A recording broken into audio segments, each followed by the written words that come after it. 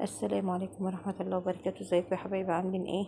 المجنونة جات لكم النهارده بحبة مسقعة تاكلوا صوابعكم وراها. مش هقول لكم على جمالها وطعامتها. انا جبت كيلو بتنجان وقطعته كده خرط كده صغيرة، مربعات، وجبت بطاطسيتين وبرضو مسكتهم قطعتهم برضو مكعبات وقليتهم. قليت البطاطس وقليت طبعا. ما هتقولوا الطاسه وحشه او مقرفه، صدقوني الطاسه الوحشه دي احلى اكل بيتعمل فيها. مش هقول لكم لو عملت في طاسه نظيفه بحس ان انا ما اكلتش. دي احلى طاسه امي. اللهم صل وسلم وبارك على سيدنا محمد. وجبت بصله وقليتها يا حبايبي. وطبعا حطيت حته توم كده مهروسه.